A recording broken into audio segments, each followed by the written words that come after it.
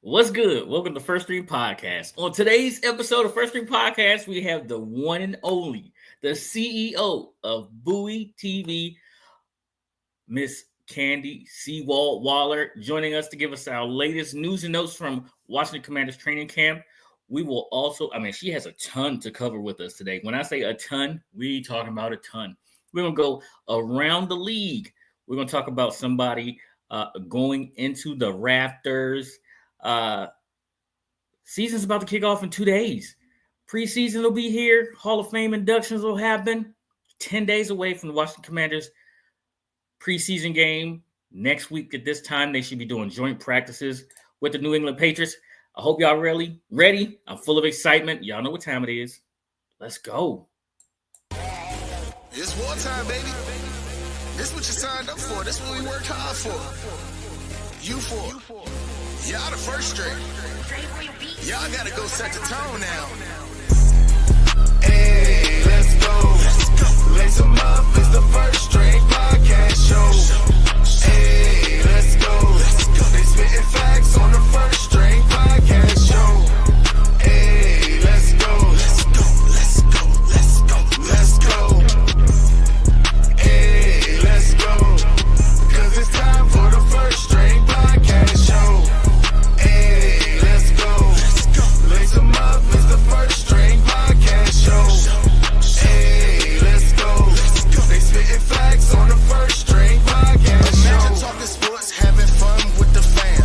At a starting lineup, first string is what you have. An entertaining stream with the Pro Bowl cast. When the viewers chime in, they gon' answer what you ask. Representing for the Queens, yeah, we got Lady A. A super knowledgeable woman who can break down any play. Said from the South, so he read GA. The Falcons, the Bulldogs, the whole Peach State. Drunk Uncle Al, only way you can describe him. Every time he crack the mic, you know he gon' be wildin'. Last but not least, it's my man Toothpick. Commanders is a squad and he the captain of the ship. So if you feel the vibe, go ahead and tune in. Like, subscribe, recommend to a friend. Nah, for real, like, subscribe, and recommend this to a friend. Hey, let's go. Cause it's time for the first string podcast show.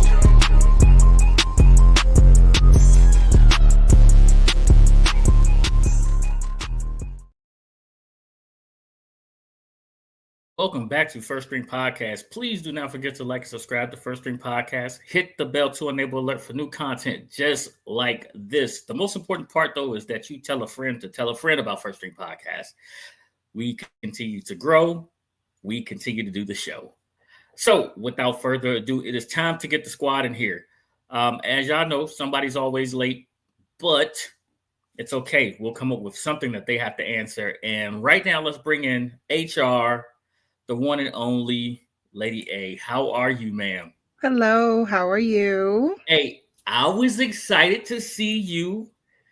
I stayed in contact with you. Mm-hmm. Everybody's been speculating, how was the vacation? All the fine money added up, I wish it was a vacation, but, that's cute. Did you get a good tan? How was Aruba? They're asking these questions. They asking these questions. Well, tell the people that no, Lady A was not on vacation. I wish I was. That would have been wonderful. But I'm back. You're back. I'm back, and that's good. Okay, that's we're so happy to have you back. Let's bring in the one and only Bulldog himself. What up, Sid? How you doing, man? That looked like a troublemaker right there. Well, I'm gonna tell you what. The last show. I know with some fines coming down. Of course. No habla inglés. What he said. Sure. What he said. Mm-hmm. What he said. Exactly. All days of summer, man. That means we in full camp. Let's get it. All right, now listen. Fresh off of her Sports Center debut, I don't know if y'all saw it. When they did the 50 states in 50 days, there was this little lady in pink that walked by. She had a nice little brim on her head to keep the sun off of her. I had to text her right away. Hey, I see you, right? Hello, CWall. How are you? I'm good. How are you? Hello. Doing great. Caught you. The cameras caught you. The cameras caught Yeah, you. I'm listening. Those cameras. Look. It's real. It's real in the field. You don't know where the cameras. The eye in the sky is always watching. It's always watching. That's what they said. It's always watching. Listen, we got a lot to talk about. We have a ton to talk about. But CWall, I got to tell you something. Before you get off of here, and I know we got a lot to cover. Before we get off of here, you're gonna have a surprise, right? Okay.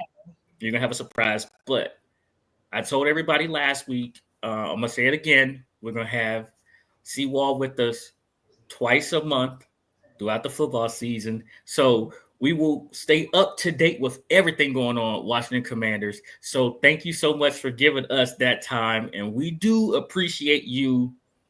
And we, it's a family. This PG County in the house right here. True. This PG County. So we really do appreciate you so much. All right. So let's jump right into it. Let's dive in. Oh, Mama Waller's in the house, everybody. Say what's up to Mama Waller. Hello. There she goes. She's in the house. Yeah. Oh, wait. I forgot. Corey just reminded me. We got to come up with a question for Al because he's late. So that's our new thing. When you're late, you got to answer a question. So Al's question is going to be, name something that you got in trouble for that either your mom don't know or your dad don't know, but you got in trouble, but one parent kept it from the other parent. That's Al's punishment today. When you're late, you're gonna learn to not be late. You're gonna learn to not be late.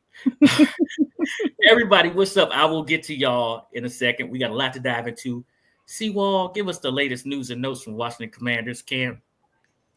It's camp. Day six of training camp. There's been 1 day of pads, a few veteran rest days here and there.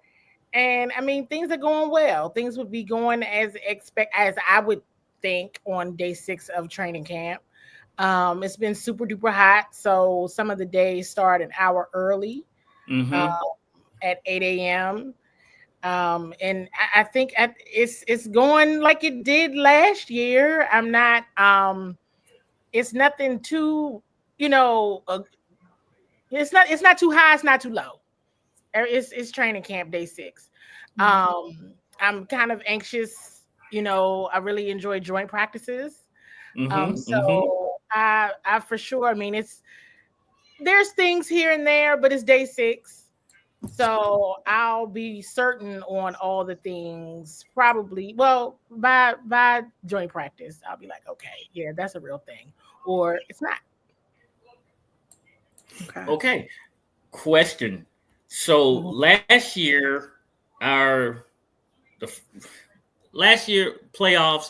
We're not talking about last year, but what we are talking about is first play in the NFC Championship game. Defensively, Saquon Barkley takes off, right? They addressed the defensive line. We had 1 day of pads, a lot of veteran days off. 1 day of pads, and the offensive line and defensive line are not even lathered up yet. But does it look better? We know they're bigger, but does it look better than it did last year? It looks better than it did last year, yes. It looks better than it did last year, yes. But you asked the question, you started out your question about NFC Championship team. So do they look like they're getting ready to play in the NFC Championship game? No. Right. Someone has had expectations there. But the roster, in my opinion, is better than it was last year this time. They have addressed the line of scrimmage for certain. Now, there hasn't been any one-on-ones. There hasn't been any of those matchups yet, right? To really seeing how players match up one-on-one, because that has a lot to do with the line of scrimmage as well. It's beating the person on the other side of the scrimmage line. And so it has gotten interesting for sure, especially the first day of pads. But they have gotten better. Yes, absolutely. So speaking of positions that they addressed, the secondary, I don't think, and correct me if I'm wrong, I don't think it was. Well, we were a couple of sessions in before Jayden threw an interception in camp. And so far this year, we've been hearing that, hey, pick here, defense had a great day. So is it Jayden is having harder places to throw, the windows are tighter, or the secondary is that much better? I think it's a little bit of both, right? It's definitely like it's nothing to be alarmed about. These are things, today wasn't the best day offensively for Jayden. Day 3 was not the best day for Jayden either, but it wasn't the worst day. But the defense they're making plays. They are making plays. Now we're speaking specifically about like the corners in the secondary. Again, the roster is better. I mean, just go back and look at who was on the roster last year this time and who's on the roster this year this time, right? It is a difference for certain. And you have a healthy Marshawn Lattimore. You have a Mikey Sanders still with his going in his second full year in this system and knowing Jayden. You have a Trey Amos who isn't scared of anything. And you also have Jonathan Jones, who is a seasoned veteran, played with Tom Brady and coached by Bill Belichick. I think those are key names and situations to really think about in order the whole iron sharpens iron, right? So if they are better, Jayden's going to get better. So if you see these, let these things happen on days 3 and days, 6 versus week 3 and week 6, right? One of the things that when you all started talking to me, I'm big on progress. Okay, because I don't want you to be perfect here. And then I start seeing things I didn't see in training camp. So it's they are better, and he's up for the challenge, me and Jayden. Lady A. Okay, so at the start of the preseason, it was all over the place. Jayden picked up weight. He did this, he did that. In interviews, Jayden has said that he doesn't feel that, the weight is really slowing him down. But quite often we do see putting on weight, especially at his age, you'll start to see more power. Do you see any differences on power or just his movements with this weight gain? No. I mean, Jayden is Jayden. So it's not, I'm not gonna gas y'all. I mean, he's Jayden, so it's not. Yes, I mean, there's things he wanted to do in order to get stronger. There's some heavy people running after him, and some heavy people hitting him. So that a lot of that, from a strength perspective, is just being able to deal with that, right? Starting in the preseason through the end of January. I think a lot of those changes is just the overall longevity of the season. When you're talking about making a Super Bowl, when you start playing at the beginning of September, well, you really start playing now, right? You really started playing in May, if you count OTAs and minicamp, and you having to last and be durable until February. That is a very long time of going through practices and games. So I look at it from more of that perspective. I think he's still, when he's on, he's on. And when he's off, it's like, okay, all right, and you see the corrective action in the next play. But I think for me and what I've observed so far, that's kind of where the change has been. But you're not going to see as much right now because it's day 6. They're not scheming. They're just going through, getting ramped up. You'll see a bit more. I think I said kind of my stake in the ground is going to be joint practice. Yeah. All right. Say it. Yeah. Pitt kind of took some of my question was the defensive line, the defense period. But and as I'm hearing, the defense has done stuff to make strides for itself. Tell me about the cornerback situation. How are they looking? Since they started to put pads on a little bit and then start to address the heat playing itself. The cornerbacks look very good. The defensive backs, that room, it is different. It is different than it was last year, for sure.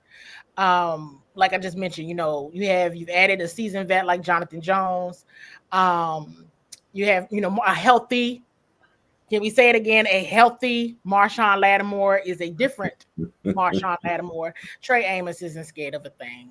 He isn't scared of the thing. He's ready for the moment. And Mikey Samerstill, he is so intelligent. I mean, he puts on though. He just, he's a receiver that plays cornerback, in my opinion. Like he's using that intellect at a high level, and he's getting in the film room. You got to remember, some of these guys, they're learning from the likes of a Bobby Wagner, right, of a Zach Ertz. Now on defense, they have a Dietrich Wise and a Jonathan Jones that understands what it takes to play at this level. I'm always going to say, from a defensive perspective, Dietrich Wise and Jonathan Jones are going to be two of the underrated signings of this team because of their Super Bowl championship caliber and who they played with, as far as a Tom Brady, and who they coach with in terms of a Bill Belichick. Getting in that film room and really studying is so much of their success on the field. And you are seeing these guys are in the film room. Some days they absolutely had Jaden's number. They had him. And he came back the next day. He tried to come back the next play and they just had him, but that's film study. But everybody's got to get better. That's going to help him get better and the offense overall to get better. So it's good. Like I said, I want to see it the first week of training camp. I do not want to see it the first week of September. Right. I agree. Sage, you got another one? No. I haven't seen the weight. I haven't seen him with the weight. So Al put the picture in the.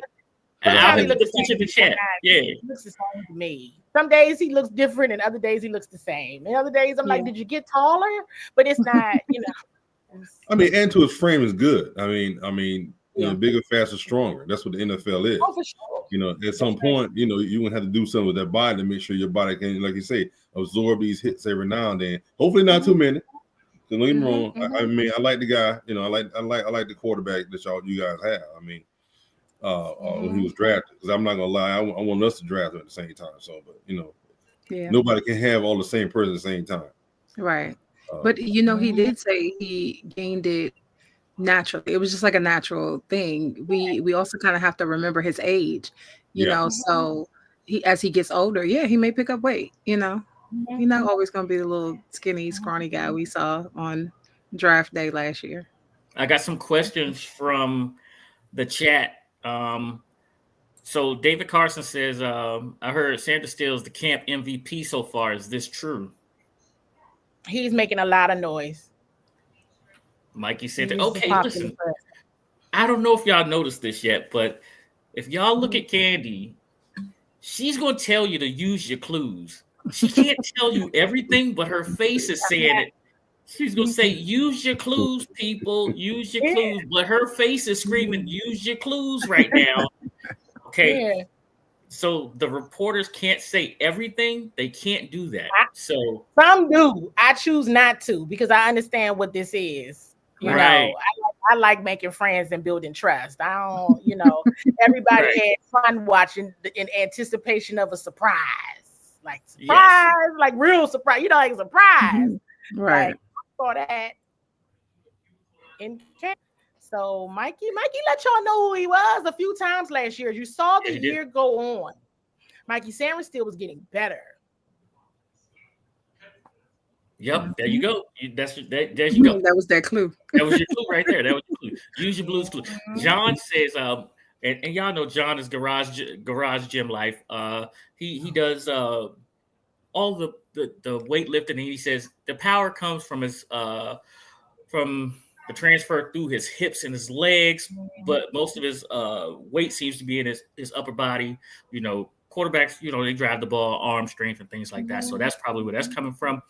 And Kevin Williams, where I'm actually about to go, I'm just going to let Kevin Williams get this here. He says, I heard our first round pick feet look heavy, as if he still needs to do work. What would you have to say about our first round draft pick on the offensive line? Here's what I would have to say. Look at on the defensive line. If he was having great success on day 6 of training camp, that would be a concern. Yep. Yeah.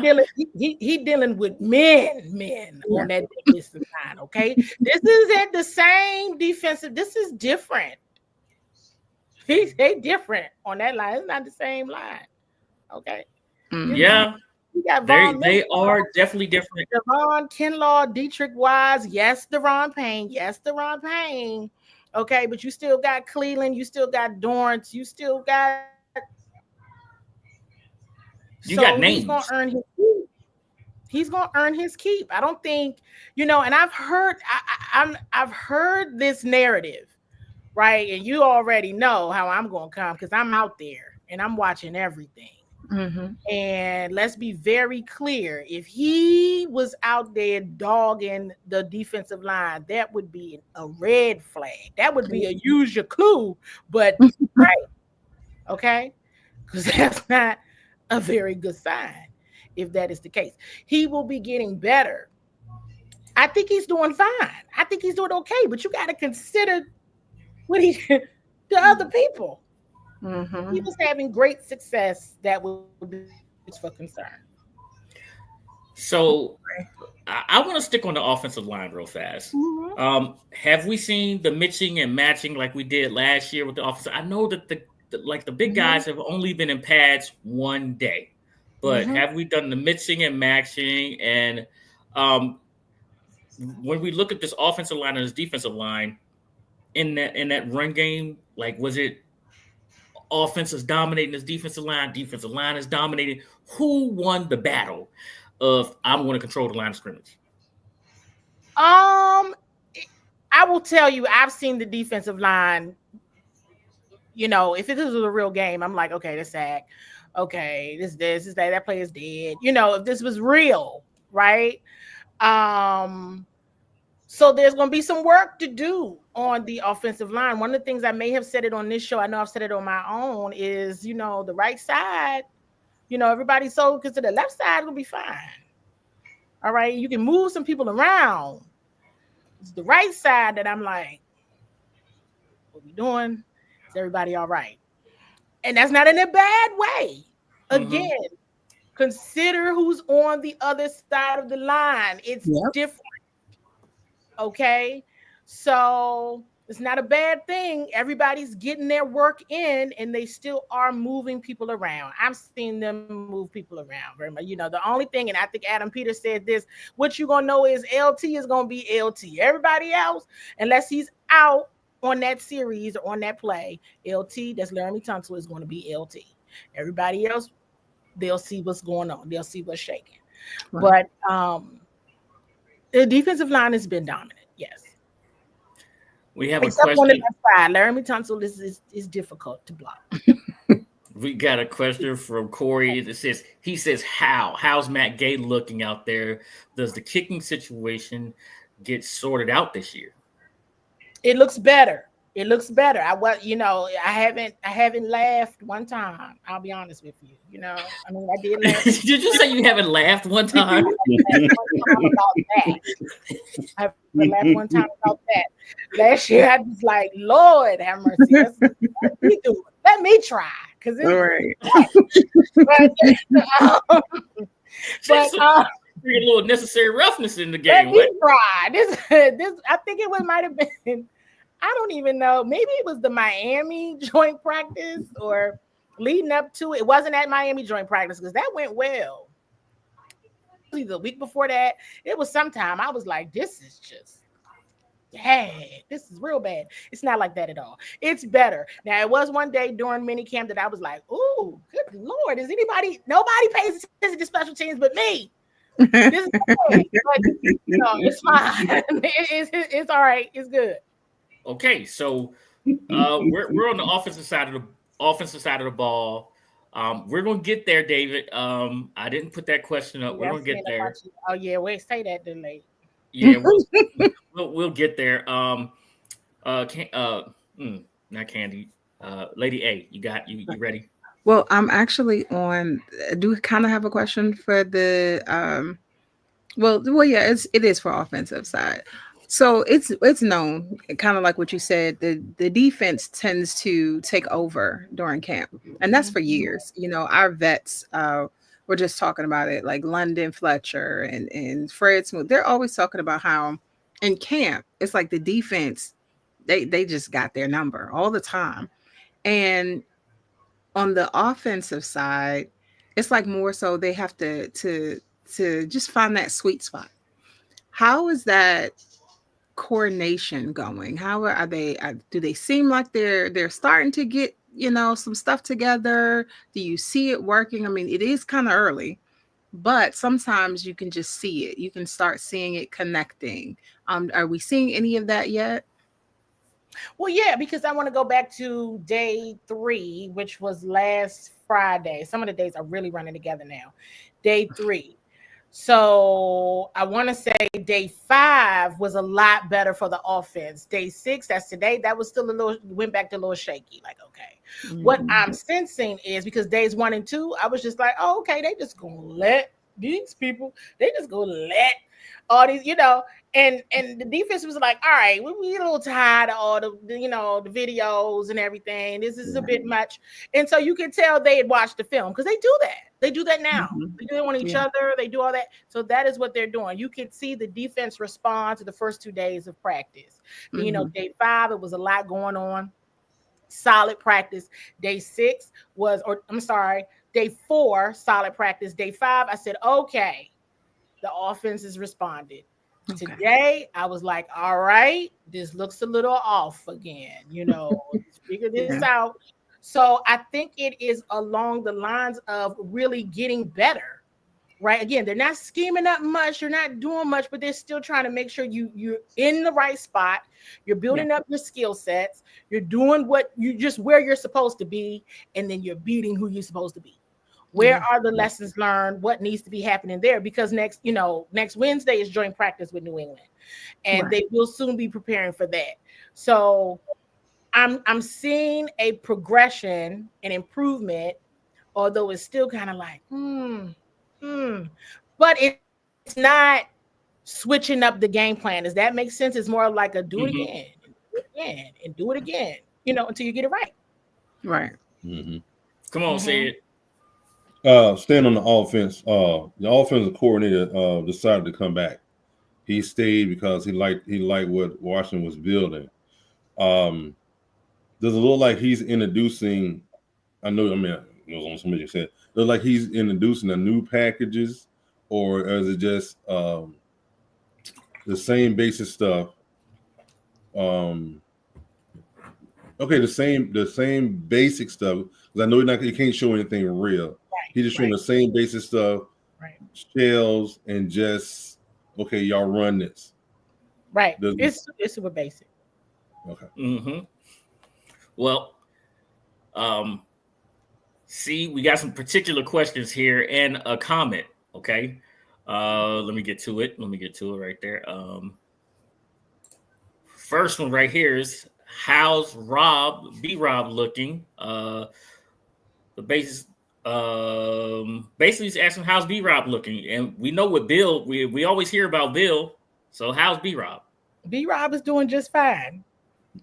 I would like to encourage the fan base on something. I said this last year. One doesn't mean the other one isn't doing good. Yep.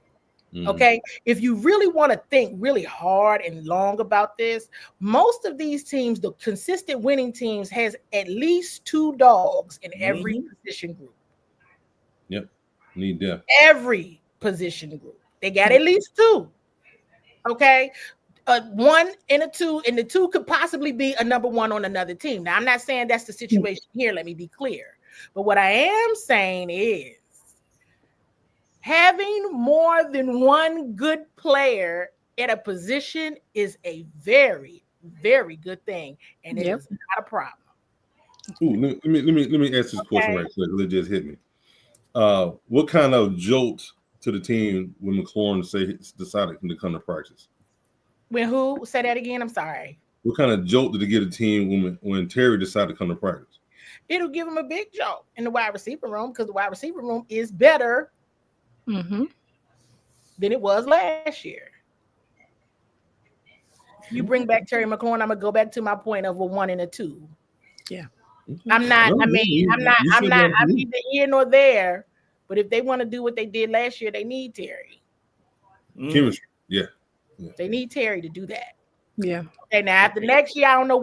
I don't know. I ain't got nothing to do with that. But today, you know, they need Terry because other teams, you got more than one receiver. Yeah.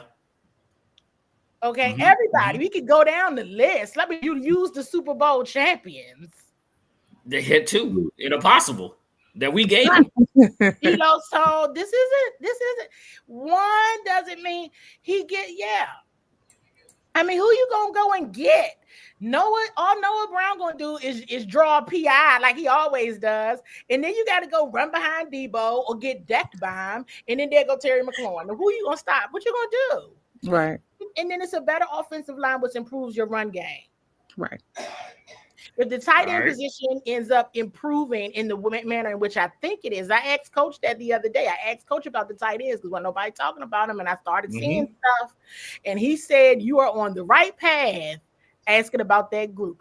Thank you very much because he knows what type of time I'm on when I'm out there. Yep. So I'm watching, and I'm like, okay.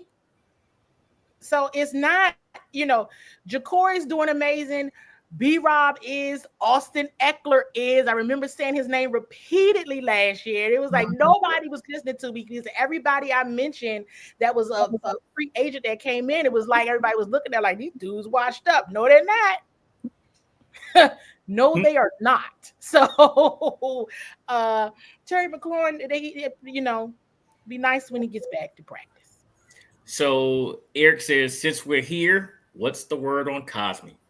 You know, Cosme's looking good. I mean, hey, I was completely wrong. I'm thinking he's gonna miss a whole season. He'll come back in January when they, hopefully make a playoff run.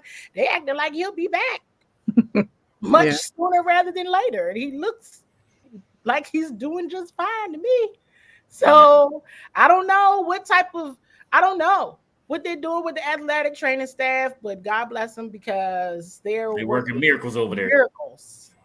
And I mean, you're hearing about players on their own are now breaking their own news in terms of different injuries they had during the season and things that they played through and surgeries that they've had. And you're like, what you doing out here? They're fine. You get that feeling like this team is on a mission, and I mean that FOMO is real. It's like I'm not missing this train because it's hard. It's hard to get to where they want to go. I had shared on another show. Somebody, I can't remember the exact question, but it was really geared toward is there energy around like beating the Eagles or getting back to the NFC Championship. Listen, these are people that love football. Right. Mm-hmm. They love it. Like, I think Zach Ertz shared with us during OTAs, the process of it all. I mean, they love it. They love going to practice. Mikey Sanders still told us that today in the press conference. He just loves it. They just love being out there. They can't get away from it. So these are people that, want to know why they keep playing and want to play until February because they love it. They don't want to stop.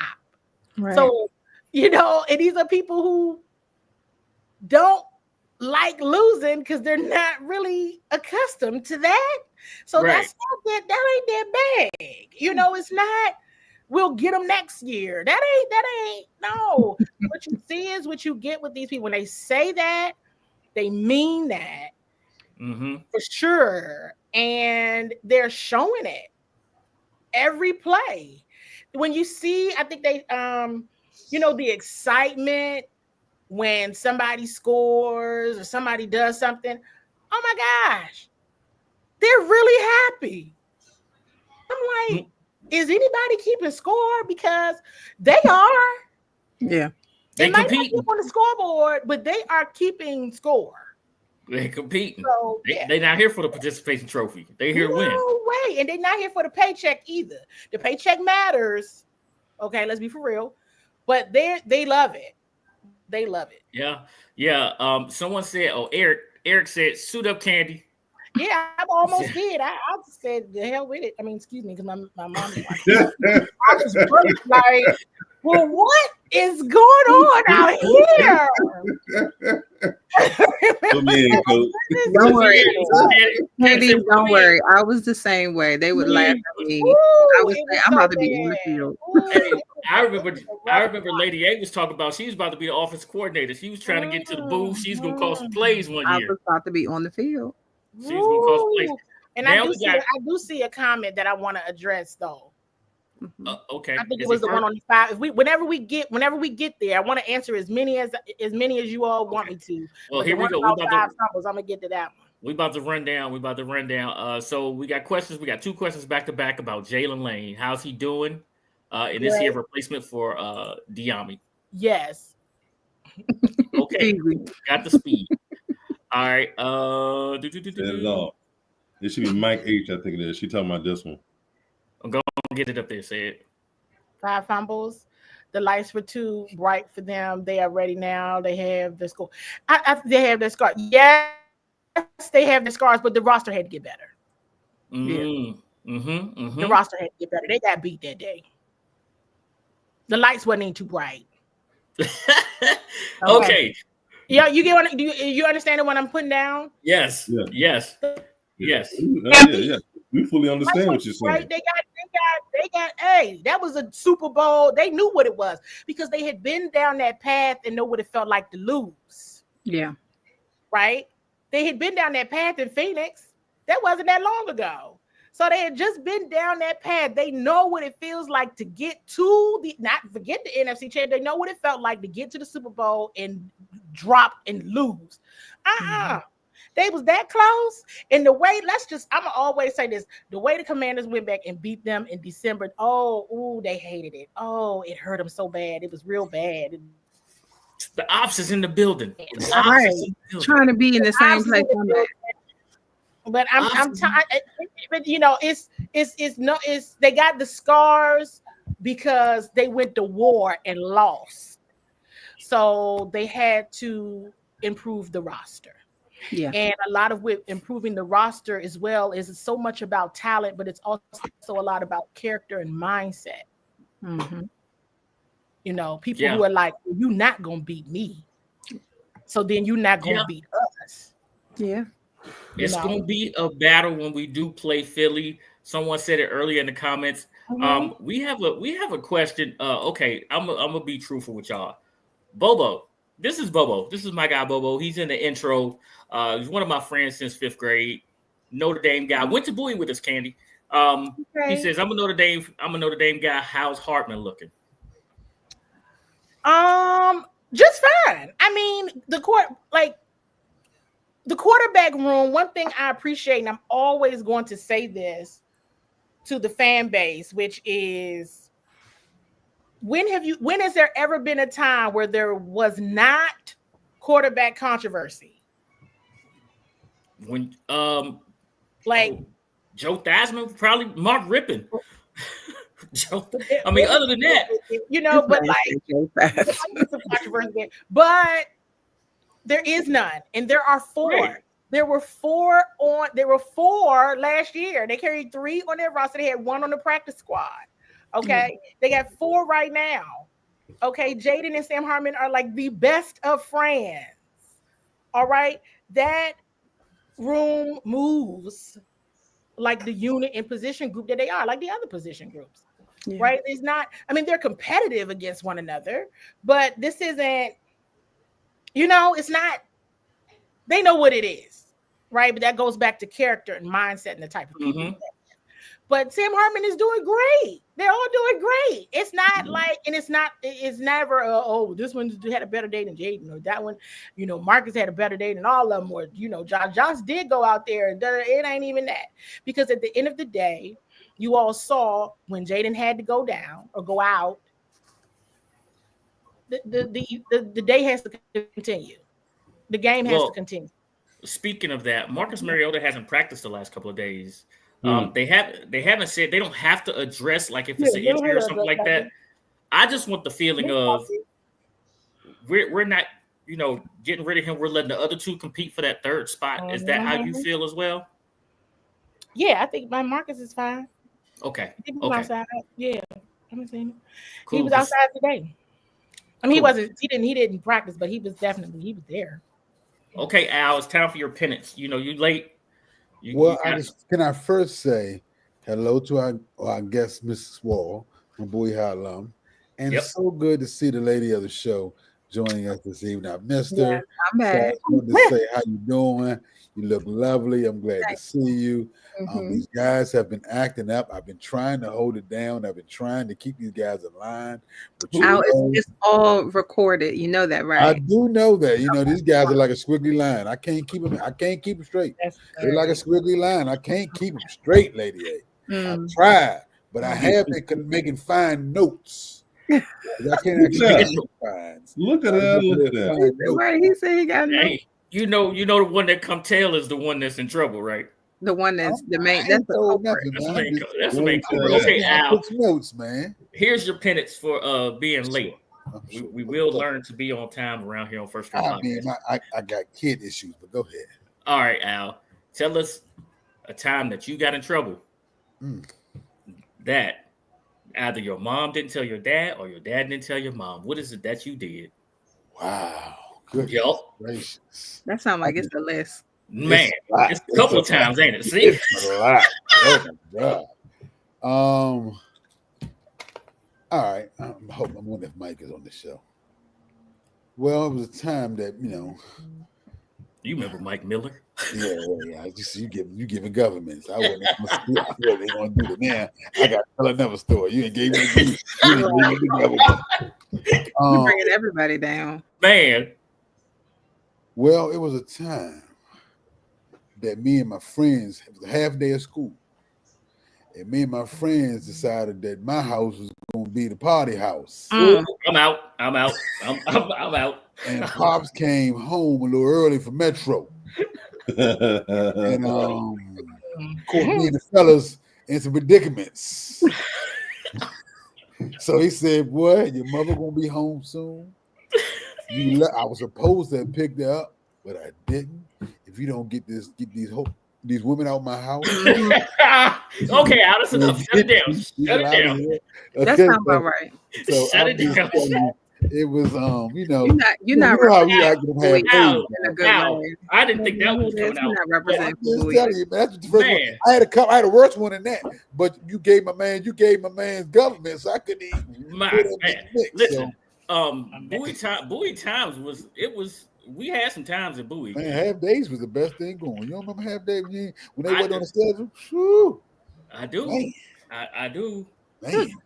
My half day schedule used to be like all electives my senior year, so it's pretty much. I'm talking all through high school. Every 9th through 12th, every half day. Again, you are not representing your school well. So we got a question here. Treylon Burks was waived by the Titans. Would he be worth the investment? Leave him alone. Is that a question for me or for everybody? I think Al just answered it. Right. Because I had a discussion actually with Julius. I talked to Julius not too long ago, and he's very good friends with Treylon Burks. Trayvon.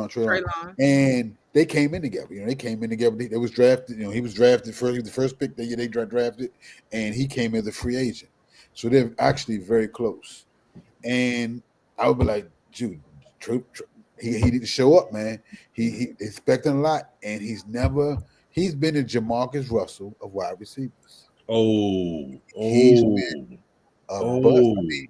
I don't think he has 2 touchdowns in 4 years. For a first round draft pick. I mean, he's a big body. And he was a guy when they drafted him out of Arkansas. He dominated at the college level, but I didn't think it transitioned to the pros because he wasn't a big guy with separation. He wasn't a big, he big boy people, but it was just because he was just a big boy. It wasn't like he was super athletic as he was doing it. So I wondered if it was transition or transfer over to the pro level. And even when they drafted him in the first pick, I remember sitting there because we didn't know. I said, "Man, that's going to be a tough pick for them." Not even knowing that Julius was going to Tennessee, and when they picked him up, I said, "Man, I think he got overdrafted. I think his senior year did him so well that people expect him to be like a D Hop, but he's no D Hop." Mm. Okay. um, there's an elephant in the room. Um, let's talk about it. Okay. 17 ended his hold out. I guess it was Sunday night, the day off. He came in, reported. Al told us like Saturday, he needs to get into camp, and Al must have texted him. He's the ops, but I don't know why Terry's listening to Al. So Al must be telling him to hold out for 40 million now, and AAV of 40. But Terry is there, ankle injury, dates back to last year. So it's a hold in situation now. Contract talks have been quiet. We heard Terry talk, and then we also heard Terry signing autographs when he said, "My beef is not with y'all," to the fans. Now, I saw you and Lake talking. I watched, and you didn't like that. And I understand why. And I understand Lake also said that he didn't like that Terry spoke for 30 minutes at the Easter Motors thing. He didn't like it. Because as I'm understanding more and more, he showed his hand. And this is a negotiation. And you got to have a poker face. Because Adam Peters has a poker face right now. What gets this deal done, Candi? I don't know. Somebody's gonna have to concede. And that's what it seems like. Somebody's going to have to concede. And I think I saw a comment about Adam Schefter's comment about how much money Terry was asking for. Yes. And I wouldn't say that that's false. And I'll leave that there. So somebody's gonna have to concede. And it's unfortunate. I didn't like it because it's unfortunate. And so it's unfortunate because it doesn't have to. Yes, that comment. Mm-hmm. So it's I feel as though it's hard to make. Here's what I'll say without saying too much. It's hard for anyone to have an opinion if you don't know the number. Mm-hmm. Yeah. If you don't know the number, you can't have an opinion, right? Because we're like, pay him, give him whatever you want, or don't give him all that. Don't do this, don't do that. Da da da da. What's the number? Yeah. Right. And that's whether or not you're gonna have a subjective opinion or an objective one. But try to do what's fact-based at the end of the day. And I will say that what Adam Schefter said is not false. So I say all that to say it's gonna have to concede. And that's unfortunate. And the reason why I think it's so unfortunate is because of this current culture. Mm-hmm. Right. I'm gonna go back to a joke that I told you all. I publicly shared this story of a conversation I had with Cliff Kingsbury during the end of the regular season playoffs, and I was like, "Well, where you going? Where else you gonna go? You just gonna leave Jaden? You just gonna leave all of this? Where else are you going?" And that is a very real thing in the NFL. You just don't pick up and leave or be like, "I don't want to be," Or it's unfortunate to me as well because this organization absolutely values Terry. Now I want to be very clear about something. Terry is in the building. He goes to meetings, he engages with his teammates, he does all of those things. It was him coming outside and talking to his agent, then signing autographs that I was like, oh, well, okay. Right? Because that's just me though. And Terry's amazing. He's great. Everybody wants him here. And so I will see in these times when I'm me and Adam Schefter gets to sit on the hot, I would say refer back to what he said and just know that it's not false. So, Okay. that gives, from my understanding. So, I will say that, and somebody's gonna have to concede, in my opinion. Can I ask you a question, Candy? Because Mhm. we've been on. I'm glad you're here because you're an insider, a person that's in the know and knows both sides. So you may not, you can answer this question, but I'm trying to answer a question where you doesn't. Do you think that has a lot to do with Adam Peters, truly? Because everybody's raved a great job and how great of a GM he's been. And my fuss with Pick and a lot of these other people pay him is he's not doing his job the correct way if he just pays this guy in this situation. Because if you can't praise him for one thing and then get mad at him when he don't sign your favorite player. That is correct. Therefore, is this? I think Hakeem kind of went where I think Walker went where I was going. Is this setting the tone for a true change of culture? And that this is not just on the field, but in the front office, that we're going to handle things the right way and do it in a prudent fashion, even if it's one of our favorite or the fans' favorite type of guy. Because I'm going to be me, and I got to set the tone and make sure this doesn't continue to happen this way in the future, even though we know it still will in some cases. Absolutely. He is doing business. And one of the challenges, what happens with doing business, and going back to what you said, Toothpick, about showing your hand, is you got to keep your emotions at bay. Mhm. Feel the way that you feel, but you got to keep your game face on. Yeah. And you Absolutely. got to keep your game face on, and you got to keep it professional. In my opinion, right?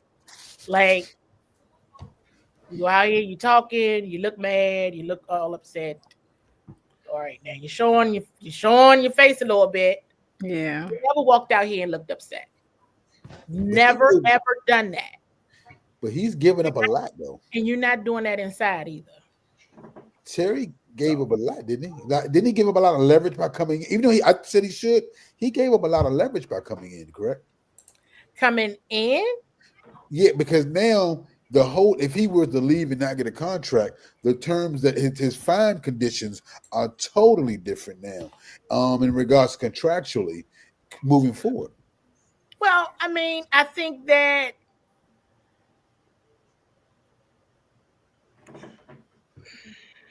I'm gonna go back to the point that you made about Adam Peters. Adam Peters can't do good business when he does what you want him to do. Exactly. He is such a great evaluator, such a great businessman. Sometimes you got to be the bad cop. Got to make tough decisions. And I'm going to keep going back to, if you don't know the number, you got to think about this. Everybody's got to think. And it's just I would just, keep the emotions out of it. Mm-hmm. Keep the space out of it. I know everybody over there wants him here. It's everybody for sure. New England won. New England say he looked good in blue and red. They give you a couple. He would look fantastic in it.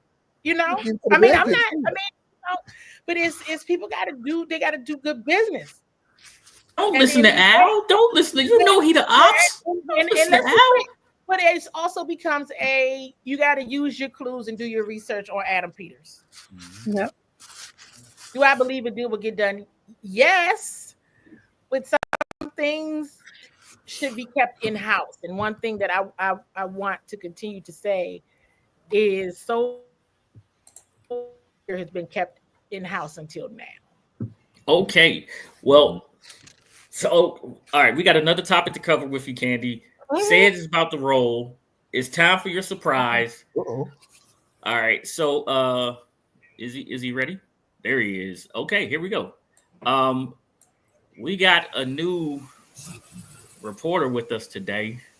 Okay. He's our WWE insider. You know this guy, Justin Scott. No, she looking like, who is this? Who is this? Yeah, you gotta show her the picture. I can't bring it up. Candy, you met this young man years ago when the Wizards made it to the second round of the playoffs. Okay. That's my son, Justin. Oh wow! Hi, Justin. I'm like, Who's this? Who's this big no, kid? Right? Yeah. very Yeah. cool. Good to see Justin's you gonna be doing again. our WWE. He's our WWE insider. We got a big SummerSlam thing coming up, so Justin's got us Oh, covered for that's what's WWE. up. That is what's Yeah. Right. up. The pic was supposed to Congratulations. show the picture of the I three of can't us bring it from up. that I'm day. sorry. I can't bring it up.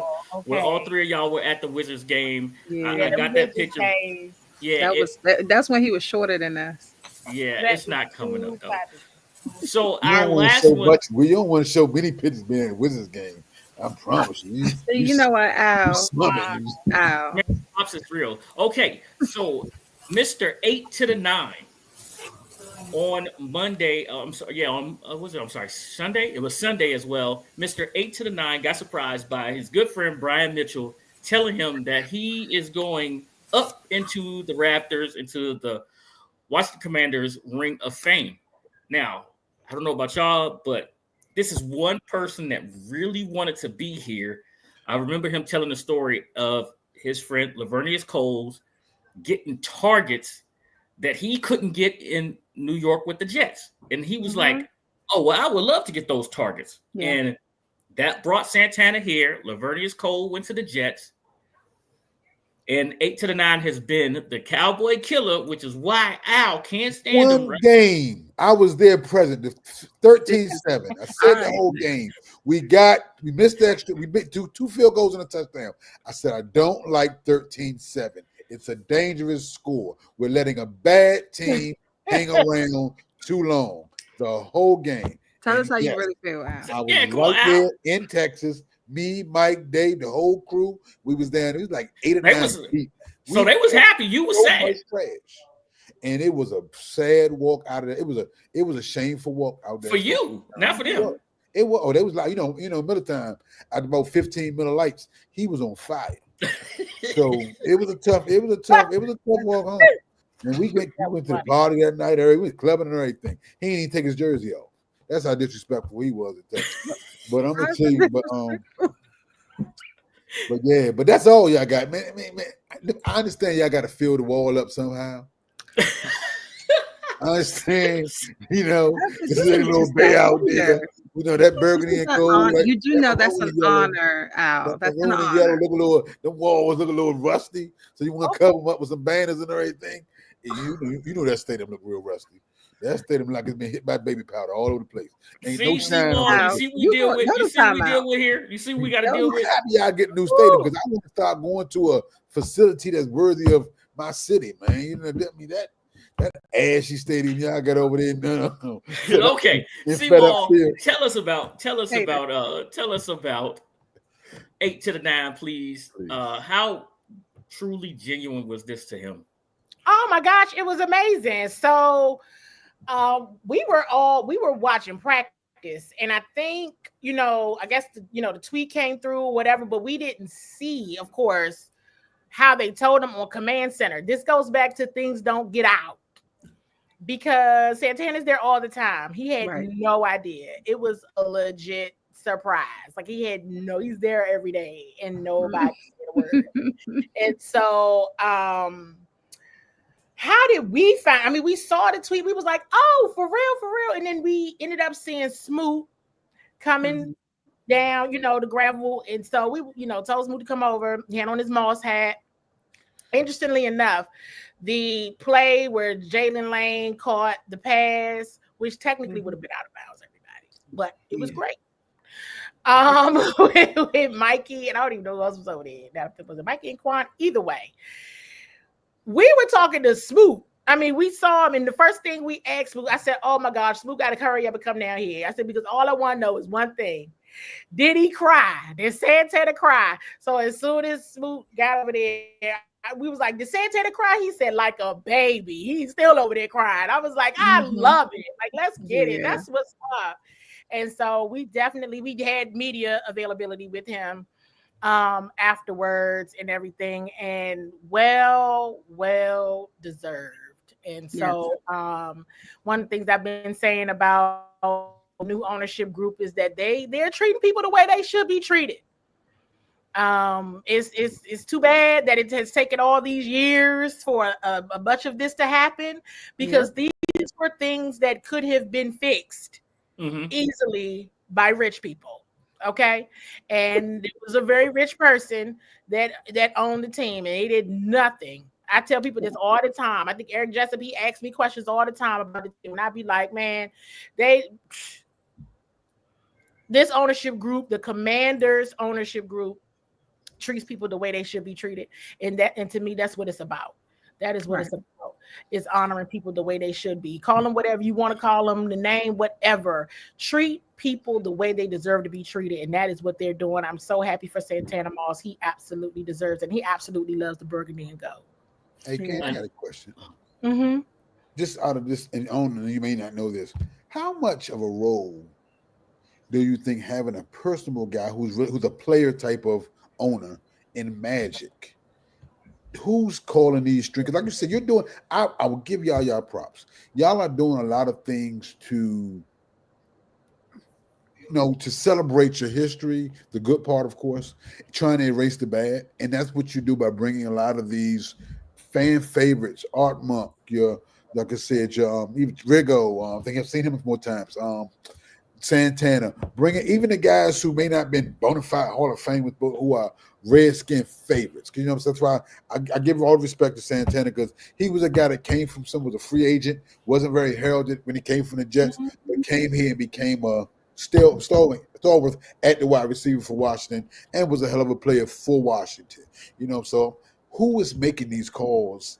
We hear about Peters, then we hear about Josh Harrison, but in regards to that ownership group, who is kind of triggering some of these moves that I think are very good moves for for PR? So let me go to that's a great question, and thank you for giving me the opportunity to share. So when it comes to the stadium that you're talking about, let's go to the stadium, because they still have obligations to update and upkeep this stadium until they go anywhere else, wherever that whatever. That's just them knowing what good looks like, okay, and what it doesn't look like. Okay. That's just them having class. Okay. All right. The whole PVC, the whole piping has been taken out of Northwest Stadium. That said, I don't want my house to look like this. That's just somebody, got a housekeeper in there, huh? Like living in the crack house. Okay. I get it. So that's all. And that's what that is. Just having some class about yourself and caring about where people spend their money to go. Right. A lot of money to go. So that's that in terms of the stadium, and just making things, again, money, using it.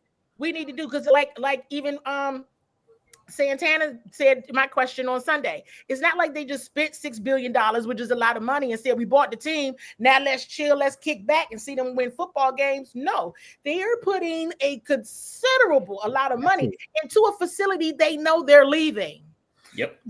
They know they're leaving. They gone. Okay. So they're still doing it because you still got to enjoy it today, right? Or whenever the season starts. So that's that part of it. They just know what good looks like, and it doesn't look good, like you said, Al. Okay.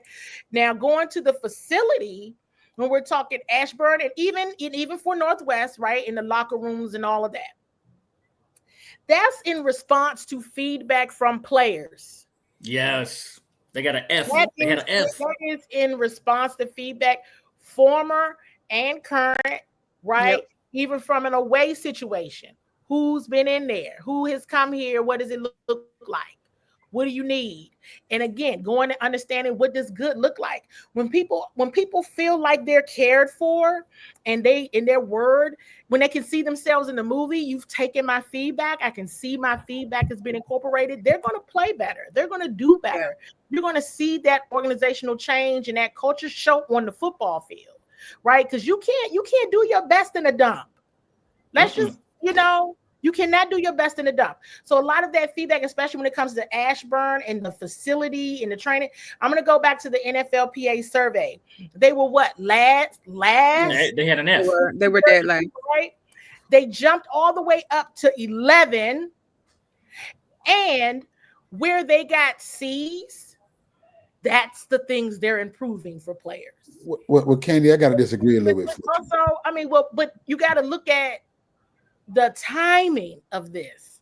I try to tell Redskins fans all the time when they talk to me about the name, listen, I've been there on the ground. I know exactly what it looked like. Okay, whether y'all knew or not. And I knew exactly how people got treated. And I know how they get treated now, staff and players alike. Okay, it was trash. And nobody should have been treated that way. It was garbage. It was embarrassing.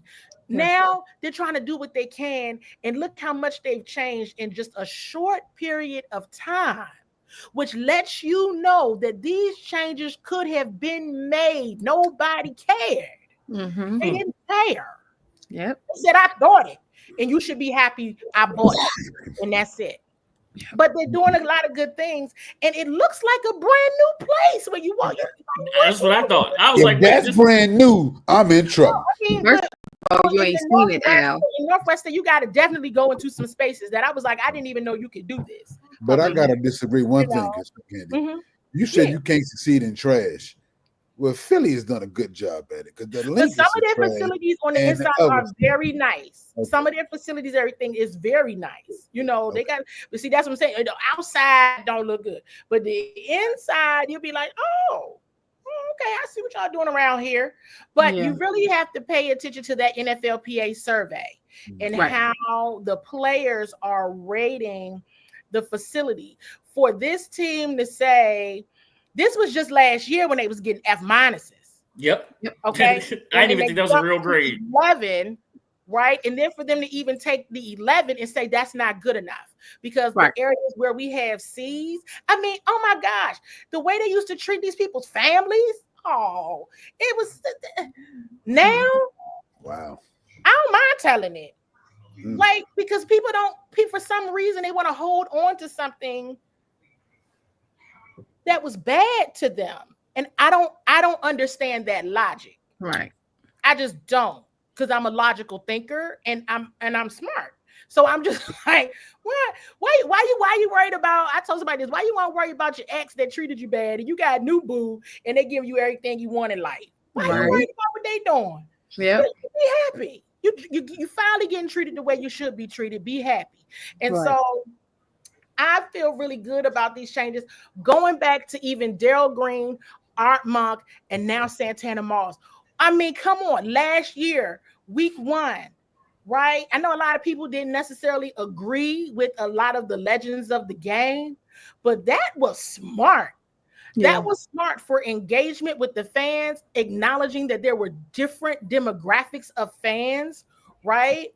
As well as just connecting with the legends. These people put their physical, emotional, and mental bodies on their line for our entertainment and enjoyment. The least you could do is properly say thank you.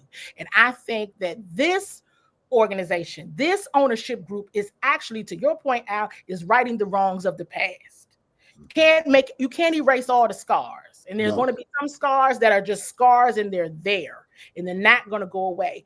But my goodness, and I'm going to tell you, going back to Rigo, I mean, we're talking about people who said they would never come back. That's why I said him. I'm surprised. Ever. And they sitting up in there happy as I don't know what. Drunk as a skunk. Smiling. It don't take much to thank people. It don't. And if you got a good product on the field, which you all did most of the time, it helps a whole lot because they pay more attention to the field than they do the things surrounding the field, and that helps. That's right. And let's go back to even B. Mitch helping out with the returners. Yeah. Duh. Like this is it. These are one of the best ever. These aren't things that are like groundbreaking ideas. The man is there every day. It's funny you say that because I used to ask B. Mitch, we play golf. I'd be like, B, why you not coaching, man? Why you not doing nothing? He said, man, they ain't asked me nothing. They won't ask me even if they ain't asked me nothing. I'm not volunteering for free, but they ain't even. But if I did, they ain't even ask me nothing. Yeah. Right. I'd be like, no, you got stats, baby. You second on time, all purpose, everything. and you are a return specialist. They ain't gonna tap you a little bit. Man, he looked at me like I was speaking French. I said, man, that's show love everywhere you go. They got on a Doug Williams shirt. Sam Cosmi came out the building the other day. He was wearing a 17 shirt. Doug Williams 17. Mm-hmm. That's what he was wearing. That's how they roll. That's the love. That's the admiration. That's the respect. They didn't have that before. I'm gonna tell you the truth. And that's just They didn't. All right, that's enough on that, though. I'm tired of y'all. That's too much. We give y'all Candy. Well, too this ain't much glam. That's enough of that now. Yeah, I got enough. This is not Candy. My question is a guy that you know we love to have on here, one that has been in our area, the Bruin. I'm speaking of Doc Walker right now. I saw Doc yesterday. When they gonna get him up there? Because oh man, he's a mainstay. He's been here. He's always available to him. I don't know. I mean, I saw him yesterday, but he was working yesterday. Yeah. Right, like you said, he ain't coming in for flag football. He came when the pads came on. So Yep. So we'll see. And he'll be on the field. He'll be on the field with them. Yeah, trust me. They in this short period of time, look at all that they've done. Yeah. They're gonna check all the boxes. Yeah. They want to check all of the boxes. The doctor is this last bit of story here is one that we have to touch. Last night we had 4 souls taken. It was meant to go to the NFL office over in New York. Person took the wrong elevator, and I'm gonna be the one to address this a little bit here. And it took 4 innocent lives and ended his own, right? Today, I heard on a radio show, Chris Russell asked us as a fan, this guy claimed that he had CTE, wanted people to examine his brain. But he asked us as a fan, would we consume the NFL differently? And I wanted to reverse that question to Chris, but I didn't have the opportunity because I called this show and I was going to reverse that question to him. We are fans. We are not receiving any type of payment, any type of nothing for being a fan. But you, Chris, are receiving notoriety, a paycheck for talking about the NFL, for writing about the NFL. Are you going to go to your bosses and say that you refuse to cover the NFL due to the fact of this happening, but you ask would we consume it differently? We don't get paid for it. You do. Well, I guess my question is, so because I've been busy, so I will admittedly I know about it. I know about Commissioner Goodell's statement. Yeah. So is it that the individual that did the killings and then killed himself is somewhere he said that he had CTE and that's a manifesto? Yes. He said that he had CTE, and part of his suicide note was to say, study my brain. I have CTE, and that's a thing. They're saying that they can't really detect it right on a living person. Right, exactly. So he wanted, so challenge being, I'm not sure why he had to kill innocent people. That's what I was thinking. For the study on his brain. I'm really sad for him and his family, and especially sad for the individuals that didn't even know that this man existed. Yet them and their families have to bear the consequences of his situation. That is very, very, if he had gotten to the NFL, he would have tried to kill them. Kill more people. But what point, like you said, kill yourself. Do what you want to do with yourself. I ain't got to do I'm sad for all parties. Lead them innocent. Police officer. And so I am one of the awards I got over the weekends for an organization called Head to Speech. And they do a lot around brain health, brain care, all of that. And sports is brutal. It's hard. It's brutal. It's sports, not just football. Okay, it's a lot that happens in these sports, and if you started sports from a young child, you got to think by the time you get to a professional level, you have maybe already been playing this for 2 decades. Yep. Mm-hmm. Okay, whatever your this is, and it's brutal, wear and tear, mentally, emotionally, physically.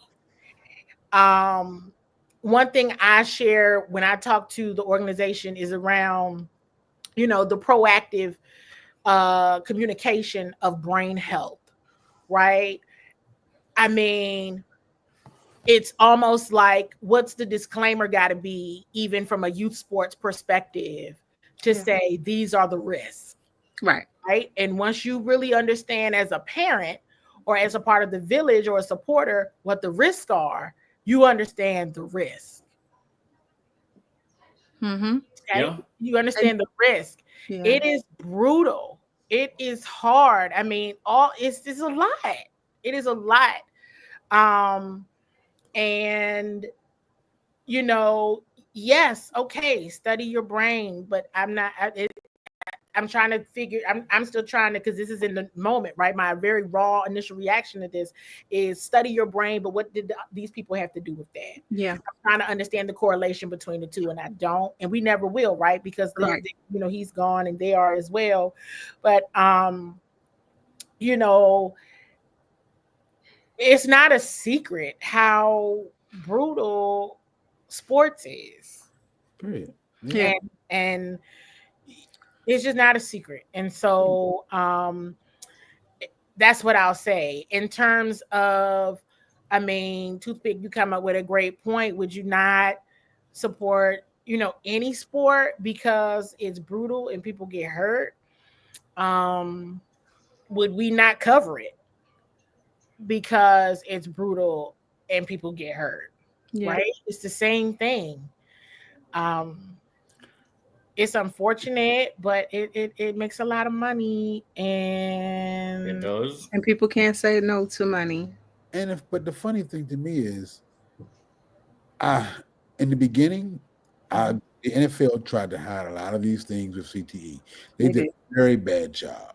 That's right. I talked about that this weekend. They did it. It sucked. But they have tried to make up for it tenfold. Tried to. Yes. Mm-hmm. Yes. And, yes. And you like I said, on the scholastic level, college level, there are people talking about brain and head injuries and this whole thing. But this guy didn't play in the NFL. Yeah, so he played in high school. In high school. What point are you? What kind of model are you trying to? I'm not even calling a model. What kind of example are you trying to set by killing yourself in NFL office? It's many other offices you passed well before then that could have made that same, and without having to kill people. If you want to do what you want to do with yourself, I ain't got no control over that. You, like I said, mental health is real, so I respect the fact he has something going on, and I pray for him, and I pray for his family. But like I said, why take innocent people? And what are you going to do? They're doing a lot, and probably more than any other organization, for brain injuries and brain things. That's right. Sports paraphernalia. So in truth, they got the heat. They're the ones who had the heat, so they're the ones that's going to have to, make those major changes. But kind of what Candi just said. This young man, he only played up until high school, but how many years did he play before then? Yeah, right. I mean, I love the fact that you all said this, because that is what I said on Saturday. And I have the my VP, he has the recording. I don't think we've posted it yet, but I said exactly that. Listen, the NFL sucked at it. They were bad at it, right? Very bad. But what do you can't write on everything, but what you can do is do exactly what you were just talking about, Al, right? Understand the education, talk about it, be proactive about it, right? But what can you do for the now and the future? And that's all they can do, because they were very bad at it, and they've admitted that. What else you want them to do? They've admitted it over and over and over again. But I think a lot of admitting it too much, because they wouldn't be right. Because they couldn't open themselves to liability that way by saying exactly. But it's like what you think. But the other thing becomes what I've been trying to talk to people about is, but by the time you get there, you've been doing this for 20 years. Yep. So what is happening at the youth sports level and the advocacy level so that people really understand the issue? Yeah. Understanding that you're bringing up a very hard topic because depending on how you message it, it will sound like you want to end sports. Even the Guardian caps now. I remember coaching youth sports. The Guardian caps that the NFL started wearing last year. Yeah. We had those, I want to say 2014 at the youth sports level. Okay. Mm-hmm. And I think that high schools had them before that, right? Before we had them at the youth sports level. Right. So there are things that they are doing, and you starting to see the new helmet that Sean Spring talks about. His company has put out a new helmet to help with the transition. Even the military has gone. The helmets that I wore when I was in Iraq and everything like that were terrible, right? And the helmets that my son has now in the military are way better. Yeah. So yes, but literally, people are doing things to protect our brains better as we get older in our technology and things of that nature. We are doing more and more things to lessen the impact of brain injuries. And the one thing that I found in my little bit of research about CTE is cheerleading. Oh my God. Yeah. Whenever you get hit, baseball, soccer, if a basketball hits you in the head, if you just walk into something, you cleaning up in your house and something falls and hits you on the head, you probably need to go get evaluated. Yeah. Like for real, things it could be, and then sometimes it could be something that happened and it doesn't come up till weeks later. Yep. Months. Exactly. Right. So it's just, what are you going to do? I mean, there's things you could do, like what you all are talking about, but I think the reality is we're just a smarter culture now, to you all's point of even military helmets, right? Yeah. Difference in too big of what you had and what your son has. Completely different, right? They have all that, it's just different. And and it's great that you're talking about some of the helmets, because there's some programs right around PG County, they don't have that. Nope. Yeah. And we can tell it was some helmet damage for Pick. So we can tell that this it was. Yeah. But, I do remember. I listen, Al. Al's telling the truth. I think it was Al's senior year. I'm playing safety. Eric Carriaga come up, me and Al, boop. Eric taking off. Al's like, Pick, what just happened? I don't know. You just hit me in the head. It's Al's fault. Didn't have a clue. I ain't touched the boy. Didn't have a clue. But it to speak to kind of what we were all talking about, it isn't just the NFL. We unfortunately just had the anniversary last month of a wrestler, of his death. A wrestler, segueing into Justin, he killed his family. He killed the dog and then killed himself. Who? Come to find out with CTE. This was back in 2007. Oh, okay. I thought you were talking about Hulk Hogan. No. I said last month. The anniversary of their death was last month. And so, you have this happening in a lot of sports where you have all this contact.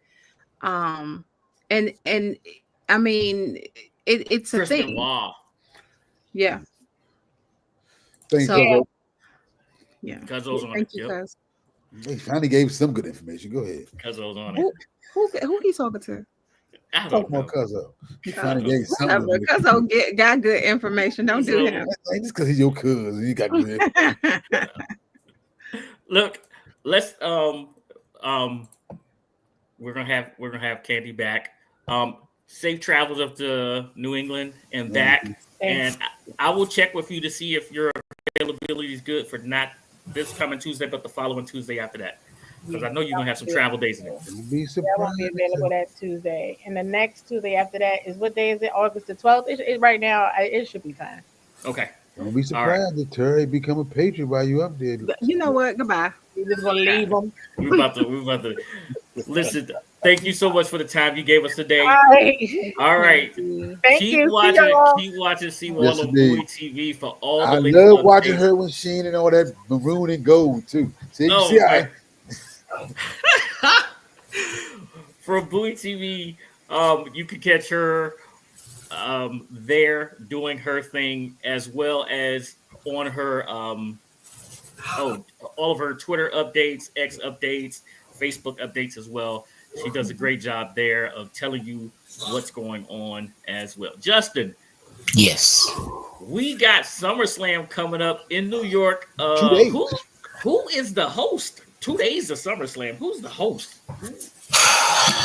Boy, you had to take the glasses off. Yeah. I do not agree with this choice of the host, specifically the host. The host of SummerSlam 2025 is Cardi B. Yes. That means Stephon Diggs. Stinky BB. You know what? Ow. Go to I'm time. just saying what the word was. Stinky BB.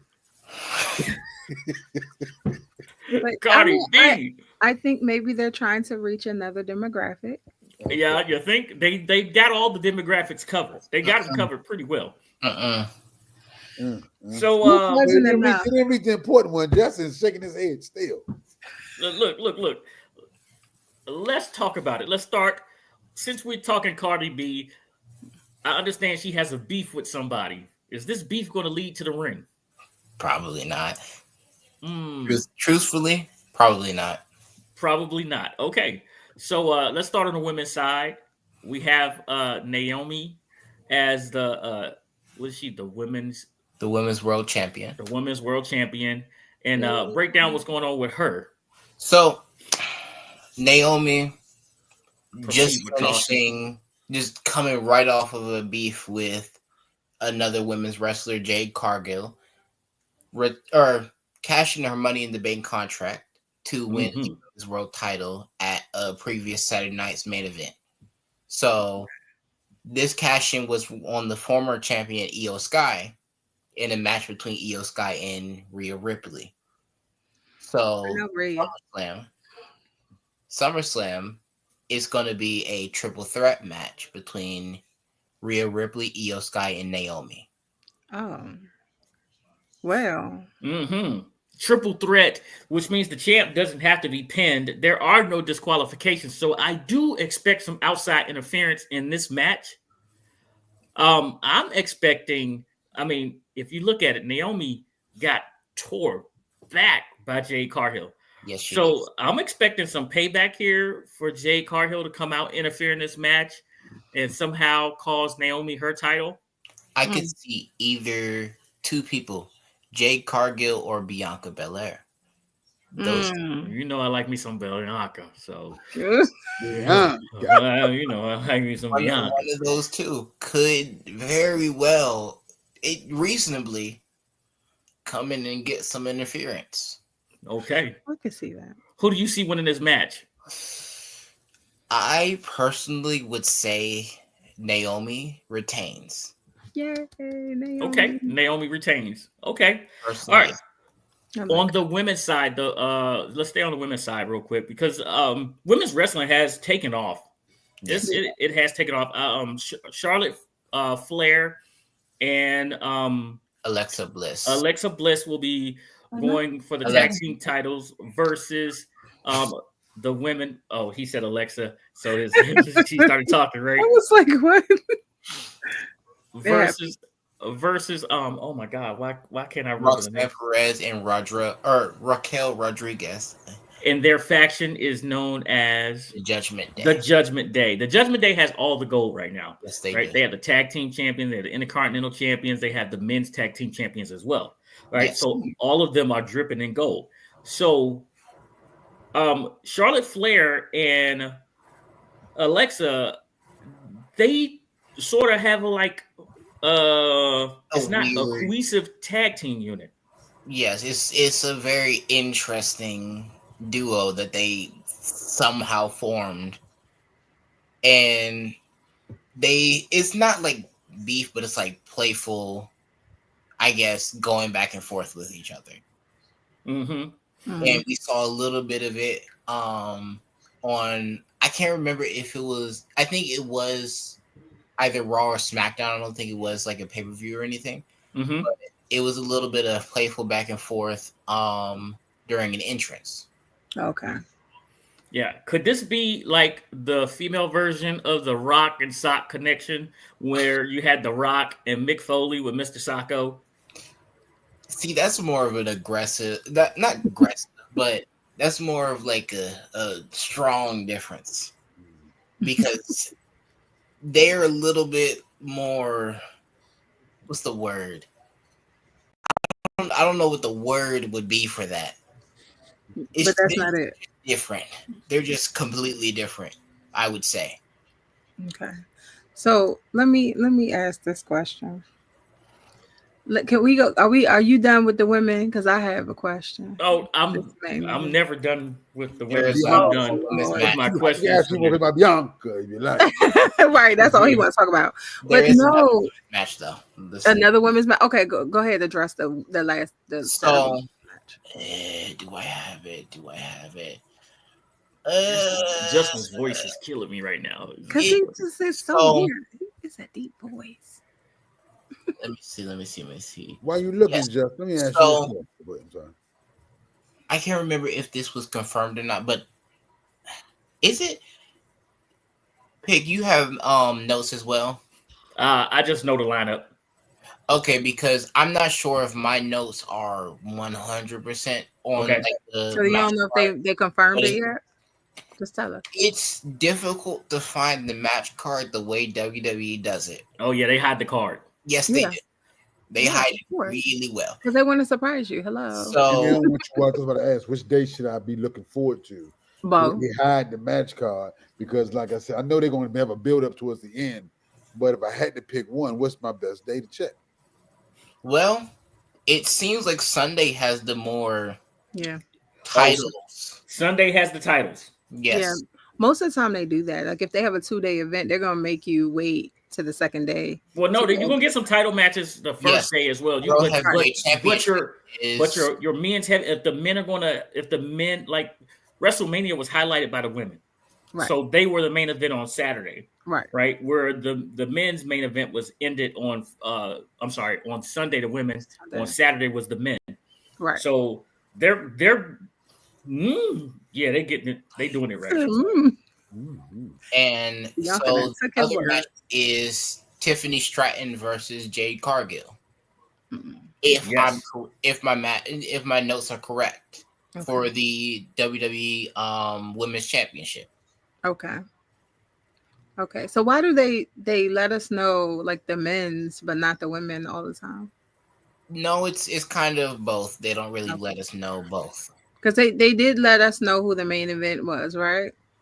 Yes. Yeah. And the only way to really know all of the matches is if you're watching each different show, like Raw, Oh, SmackDown, yeah. NXT, everything. Like Raw or Monday nights. Like I got said, you. Monday Night SmackDown. All right, so I did find the card. I know how to find it. Okay, so on night one, you have the undisputed WWE champion street fight versus John Cena and Cody Rhodes. Yes. Go John. Right. You have the World Heavyweight Championship Gunther versus CM Punk. That's going to be a real good one. I think that is probably going to end the night. I don't think the street fight's going to end the night. More than likely will end the night. That's going to end the night. You have the Women's Tag Team Championship, the Judgment Day, which we just talked about. Raquel Rodriguez and Roxanne Perez versus Charlotte Flair and Alexa Bliss. Yes. You have a tag team match between Randy Orton and Jelly Roll, Yes. country music singer, Oh my and Drew McIntosh and Logan Paul. I think that's weird. Love the Paul brothers. Yeah. I don't like it. We also have a tag team match. This one, I think this match may open the show, but I think this match right here is probably going to be the match of the night. It's a tag team match. Roman Reigns and Jey Uso versus Braun Breaker and Bronson Reed. I think this match is going to be the one that steals the show for the night. Yeah, I agree. And those are my favorites. Yeah, that's because they're your cousins. Those are my cousins. Those are your cousins. I think that match is I have cousins across these. She do. She claiming these Polynesian roots. Go to reunion or something and check some of these connections out. It doesn't matter. Those are my cousins. Roman Reigns. We have one more one more match, and I think this match kicks off SummerSlam, which is Sami Zayn versus Karrion Kross. Yes. Justin, you think that one kicks it off as well? Out of all of the matches, that would be the one that will most likely kick it off. If I'm looking at all the matches, but then again, I will say WrestleMania did start off with the World Heavyweight Championship match. So I can't really say that. They might be trying to shake it up a little bit, you know. Yeah. But I have a question. Do y'all think Randy Orton is getting too old? No, the Viper strikes any direction that you I want. like him, don't get me wrong, but is he getting too old? I mean, come on, look who they paired him with. Come on, let's just keep it real. Well, listen, first off, he's like Al, he hears voices in his head. All right. So you laugh. It was funny, but it caught me off guard because it's like, where'd that come from? What happened? I mean, he hears voices in his head. Taking notes. Right. But he also can strike from anywhere. So he again is like Al. You know, Al could have been on the 5, and then next thing you know, boom, he out the gate. You know, taking off 95-yard run. Okay. Hey, I'll be trying to butter me up now. I got voices worries in my hand. You know, one day I'm 6 cents. Now I'm a great player. Now see, he mixing me up. I hear voices now. I'm gonna hit you with voices tell you to run out. I have questions. I'll hit you with the RKO from nowhere, out of nowhere. But Randy Orton, literally, I'm gonna tell you something. And Justin, I don't know, you may agree with me if you want. At any given time, if Randy Orton wants to be the champ and he focuses, he can carry that company. But he gets bored. Randy gets bored, so they have to keep him engaged. Well, we've seen him struggle recently. Me and Justin were sitting there watching a match recently, and I'm like, hey, Randy's starting to look. So Randy and Roman, I got you, Justin. Randy and Roman will talk to the crowd while he's wrestling. Right. Randy will absolutely laugh during a match. He will break character in a minute when he's not fully engaged. Yeah. So yeah, when he's fully engaged, Randy is probably one of the best wrestlers on WWE's roster. Not probably, he is. Go ahead, Justin. So if anything, what Lady A just said is you're probably talking about when we were watching WrestleMania, correct? It was something more recent than that. Well, so if anything, WrestleMania, if we go back and look at that, he went against Joe Hendry. And there were some moments where it was like, okay, Randy looks like he's struggling, and then that we just threw that entire thing out the window because at that point he wasn't even struggling. Right. And we have a lot of older wrestlers coming back, and quite often it sometimes it takes away from their persona. Like the Undertaker, every time he comes back, you know, it's kind of laughable because when he does his little, like when he's trying to sit up real fast, it's like slow. It's in slow motion now, you know. In his last few matches, it wasn't. It was not. It wasn't. So it's like sometimes I understand, like we do want to see these wrestlers, but at the same time, I don't want them to diminish their image. Just like like I get it. I get it. Goldberg. Goldberg.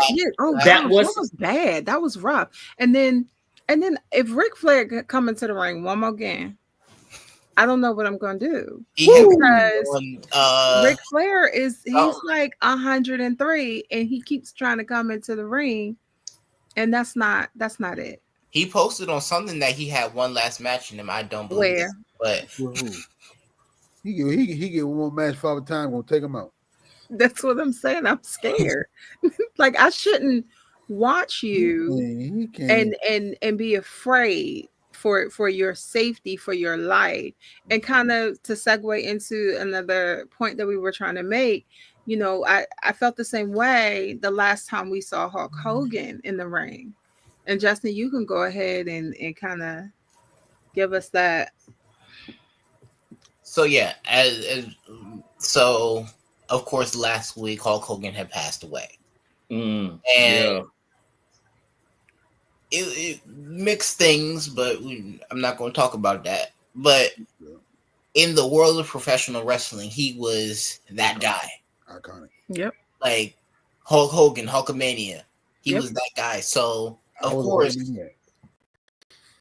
him passing away is like something big. Yeah. Yeah. Because you're not gonna see like one of the biggest WWE champions ever. Yeah. CW champions ever. And they did a 10-bell salute. They Raw, that was SmackDown, and NXT. yeah. So they're definitely honoring him as they would normally do. I feel like the wrestling community is really good with that, honoring those who have passed on. They tend to do a really, really good job with that. And I want to say his son Nick was like very involved in all of these tributes as well. He was on, I believe, Raw, standing front row when they were doing the 10-bell salute. Yeah.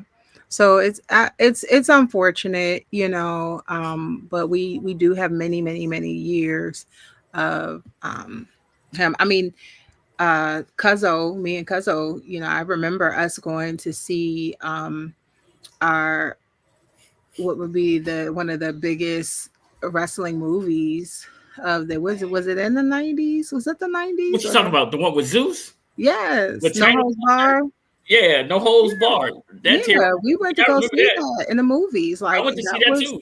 That was a big thing. I really feel like wrestling was like really big, and then it kind of started to fall off, and then here comes Hulk Hogan.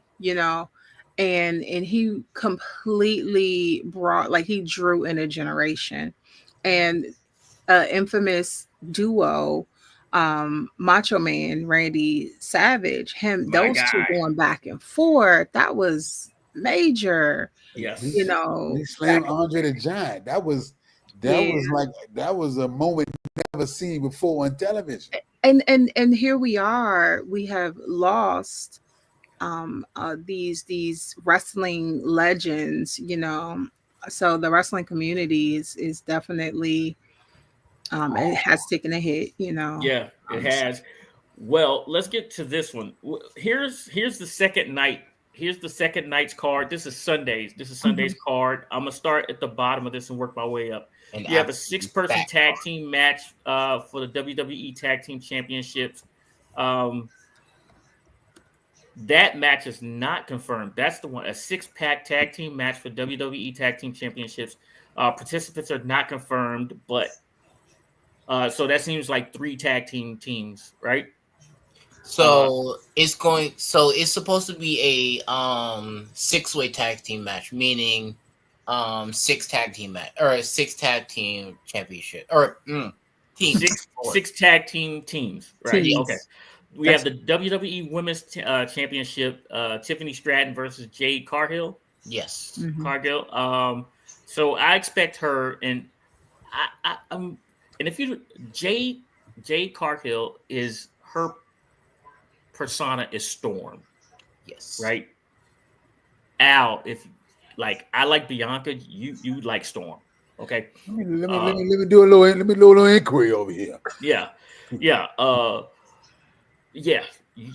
So the international champions, the WWE Intercontinental Championship, Dominic Mysterio versus AJ Styles. That's going to be a good match. If Dominic can bring his skills up to rival those of AJ Styles, because AJ Styles is a very technical wrestler, and if you pull the best out of him, you'll get a great match. But Mysterio has to do his job and he has to be on his A game with AJ in the ring. And he has pulled off some pretty good matches in the past. Of course, being a former NXT North American champion twice. And of course, the current Intercontinental champion. So he's pulled off some pretty good matches and pretty good achievements in the past. Now, if he can go with AJ Styles, who has been a WWE champion, a TNA world champion, then we're gonna have to see. Yeah. More of a we'll see. Cargill, Gill. Yeah, Cargill. So I want to point out something that a lot of people who are watching, if you don't follow wrestling, you may not realize. We have a whole bunch of generational talent, and I don't mean generational like once in a generation. No, like these are people who have been bred for this. Yeah. You have a lot of like second generation, third generation. You have, of course, Roman and of course the Usos. They are they come from wrestling families. You have Cody Rhodes. You have Dusty Rhodes' son. You have Charlotte. You have now Ray is Mysterio. It's some stuff there. Yep, that's Ray's son. Dominique is Ray's son. Right. So it's definitely that's a really cool thing to see. As time goes along, you know, you'll start to see some things, and some of those, as we were talking earlier about some of our wrestling legends, we do have their children or sometimes grandchildren in the mix. Now she's not necessarily with The Rock's daughter. She's not necessarily with she wrestles or runs things. She's in the mix. But she's like, I want to say the fourth generation wrestler. So it's like this is a thing. You got people who that's their family business for real. So, you know, also keep a lookout for stuff like that. If you know, and Google them if you're watching. If you want to sit down and watch, Google them. It's like, you know, this Cody Rhodes guy. You know, Cody's amazing. Cody is amazing. I'm gonna tell you something. Listen, we do have we talked about the triple threat women's world championship match already. That's in night 2. But what we didn't talk about is the steel cage match between Solo Sikoa and Jacob Fatu. Yes, more generational. Lady, that's absolutely Fatua is Rikishi's son. Yeah, son. No. That's his nephew. No, that's nephew. Solo's his son. Solo is the son. And so related to the Usos, related to Roman Reigns, related to The Rock in some fashion. You know, these are, you know, they used to go by the Samoan Empire, which it really wraps up exactly who they are. That's really a thing. But you have all these relationships going on of these, you know, like this person's child, and then they're brothers, and then, you know, so, and these are cousins. So when you see it, some of the stuff that they say is real. They'll say, "You're my brother." Yeah, that might really be it's real. Brother. you know. In the last match, if you guys haven't seen Happy Gilmore yet, Happy Gilmore 2, Becky Lynch is in Happy Gilmore 2. She will be fighting for the Women's Intercontinental Champion. No disqualifications, no countouts, no last chance. This is a no countouts last chance match. Versus Lyra Valkyria. Yeah. And she is the prodigy, right? She is a really good young wrestler versus Becky Lynch, who was one of the original 4 horsewomen to elevate the women's side of wrestling. Yes. Those are the matches for this week's SummerSlam. Now, before we get out of here, I got to let you guys know we are starting 30 minutes early on Saturday because we have the one and only Travis Thomas coming this Saturday, right? We're starting a half hour early, so we'll be going at 8 o'clock on the East, right? Get your college football questions ready, your future bets, your prop bets, your side bets, all of it. You want questions? You got questions, we got the answers, okay? We're bringing it to you now, right? Bring your energy with you when you come. Oh my God! If Travis has that energy. If you don't have your energy with you, you're gonna have it. You can borrow some of Travis's. Hey, Travis got energy to give. My man's got energy to give. So, look forward to seeing you all on Saturday. We'll be starting a half hour early. Get your bets ready. We appreciate each and every one of y'all for staying with us. Thank you, Justin, for bringing us this WWE news. I will be on my couch on Saturday with my news and my notes right beside me, watching wrestling in the background, but paying attention and writing down the notes. So yeah, I will definitely have my wrestling on Saturday. I'll be watching my wrestling on Sunday, but I will be getting my NFL news and notes together. Cuzzo, I gotta tell you, Cuzzo, you are that fantasy show, and I would like to maybe put together a first string podcast, fantasy football type deal with you. Contact Lady A so we can talk about this thing, and we're gonna get it together. Yeah, we'll get it together. Maybe do a draft and get some people in this thing. For sure. Yep. Y'all know how we do. Al, I know we miss going around the NFL and talking. I wanted to get to the Cowboys, but we'll save that for Saturday. Next For Tuesday. never. For next Tuesday. Tuesday. We'll save it for next Tuesday. I mean, hopefully Mike will be signed by then. Hopefully y'all will have a lot more injuries by then. Oh. See, The shade. Hold up. Nick, we don't wish injuries on people. My bad. You're right. My bad. Let me take that back. Except for the owner. No. Keep Jerry alive. Keep Jerry alive. We don't wish injuries on people. You don't wish injuries. Speak for yourself on that one. I'm not getting on that boat. I'm putting rat poison in the coffee. Where it said for a disclaimer. This does not reflect the views of the First String Podcast. This is Al and Al alone. Okay. Yeah, we're gonna need that disclaimer recorded. Thank you to CWall for joining us. Bluey TV's own CWall Sports SE, man, she's amazing. Keep watching her. Justin, thank you for this, man. Lady A, welcome back. Aruba was great, huh? You said my Aruba. Aruba. You be playing. Aruba was great. You be playing. I wish I was in Aruba. That was Aruba. That was the worst trip ever. They can have it, huh? I don't want to go back to Aruba. They can have it. No. Right, I got you. Man, I did. Hey, Al, I don't know if you didn't see the post. No, I was at the stuff. Can I tell the story? Can I tell the story, Lady A?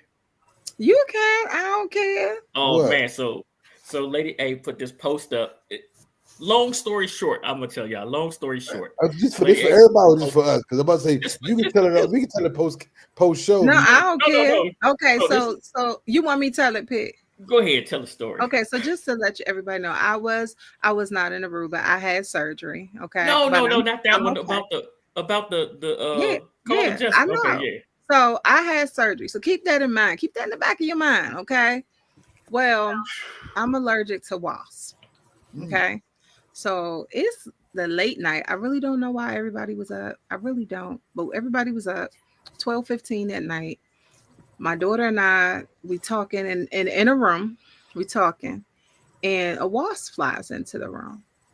And again, it was because it had come in earlier in the day. Okay. And so it disappeared and then it reappeared at this wonderful time.